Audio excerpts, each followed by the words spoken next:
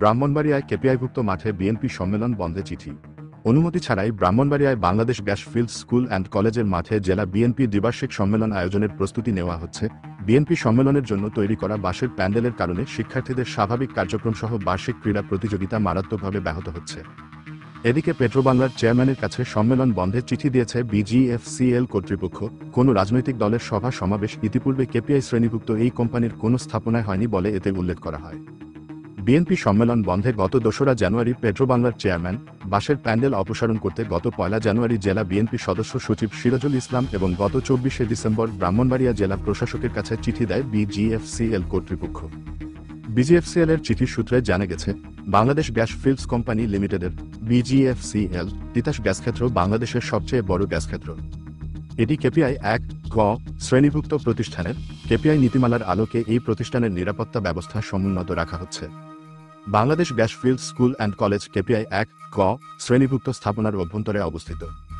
এর কাছে কর্মকর্তা কর্মচারীর আবাসিক এলাকা, বিজিএফসিএল এর প্রধান কার্যালয় ও ২টি উচ্চচাপ সম্পন্ন গ্যাস কূপ রয়েছে। এ সকল স্থাপনা একই নিরাপত্তা বেসলির মধ্যে অবস্থিত। Bangladesh gas field school and কলেজের কলেজ শাখার ক্লাস চলমান রয়েছে। প্যান্ডেলের কারণে স্কুল শাখার ছাত্রছাত্রীদের অ্যাসেম্বলি ও খেলাধুলা মারাত্মকভাবে ব্যাহত হচ্ছে। বিষয়টি অবহিত করে জেলা বিএনপি সদস্য সচিব সিরাজুল ইসলামকে মাঠ থেকে প্যান্ডেলের বাঁশ অপসারণের অনুরোধ করে বিজিএফসিএল কর্তৃপক্ষ। ১৮ জানুয়ারি জেলা বিএনপি সম্মেলনের পর মাঠ থেকে প্যান্ডেলের বাঁশ সরানো হবে বলে জবাবে জানান সিরাজুল ইসলাম। জানা গেছে, গত ২৮শে ডিসেম্বর বেলা ১১টা থেকে বিকেল ৫টা পর্যন্ত বিজিএফসিএল এর অভ্যন্তরে Bangladesh gas field school and কলেজের মাঠে জেলা বিএনপি দ্বিবার্ষিক সম্মেলন অনুষ্ঠিত হওয়ার কথা ছিল। গত ২৩শে ডিসেম্বর জেলা বিএনপি সদস্য সচিব Sirajul Islam Bangladesh gas field school and কলেজের মাঠে বিএনপি আলোচনা সভার জন্য সম্মতি চেয়ে বিজিএফসিএল এর ব্যবস্থাপনা পরিচালকের কাছে আবেদন করেন। পরে মাঠে আলোচনা সভার জন্য প্যান্ডেলের অবকাঠামো তৈরি করা হয়। ২৪শে ডিসেম্বর বিএনপি আবেদনের বিষয়ে দিক নির্দেশনা চেয়ে ব্রাহ্মণবাড়িয়া জেলা প্রশাসকের কাছে চিঠি দেয় বিজিএফসিএল কর্তৃপজ্ঞ, কিন্তু জেলা প্রশাসন থেকে কোনো দিক নির্দেশনা পাওয়া যায়নি। জেলা বিএনপি সম্মেলনের তারিখ পরিবর্তন করে ১৮ জানুয়ারি করা হয়েছে। এই সংক্রান্ত একটি প্রেস বিজ্ঞপ্তি জারি করে জেলা বিএনপি, কিন্তু তারপরও মাঠ থেকে বাঁশের প্যান্ডেল অপসারণ করেনি বিএনপি নেতাকর্মীরা।